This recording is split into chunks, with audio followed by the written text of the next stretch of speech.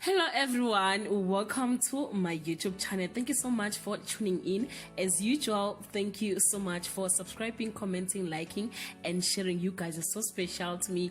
If you haven't subscribed yet, please don't hesitate to press the subscribe button and join Sane Live channel. President Jacob Zuma's fiance Nonkanyiso Chongco has denied painting him as an absent father on social media, saying she was misunderstood. Guys, Nonkanyiso guys posted ku Instagram page yake on Thursday wabhala it was a long story abeyibhalile, but guys, most people they assumed ukuthi uhlukene no former president or baneyinkinga or former president is an absent father. Nami ngi-interprete kanjalo nje because ngiyifundile and ngakhomenta what no, I think abantu they are misunderstanding my point. So incwadi yakhe ibibhala kanje: Dear son, it's almost 2 years that I have met you, but feels like we have met many years ago. Today I want to thank you for being the reason why I need to work harder. Kubuya imizuzu eminingi ngingedwa, kodwa kungqama kakhulu la ngihlela khona ugubha usuku lwakhe lokuzalwa kulonyaka odlule. Ngangineme kakhulu emoyeni wami ngoba konke ngakwenza ngedwa, kepha nobuhlungu bokumukela isimo sokuba umzali ongayedwa.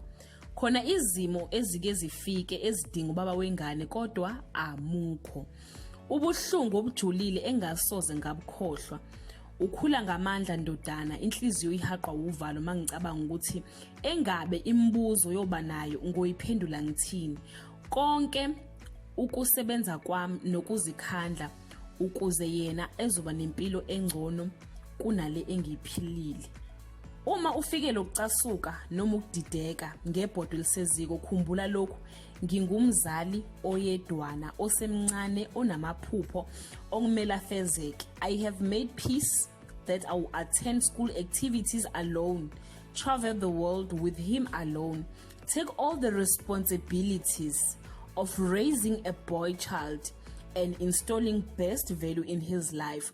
Khula ke zibulo lami, isibani sakho sikhanye njalo.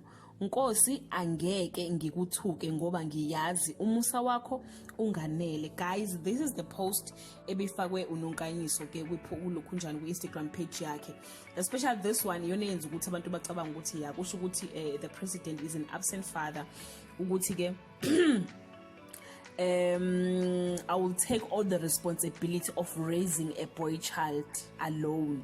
You know, guys, yeah. But you can leave your comment below and share your thoughts.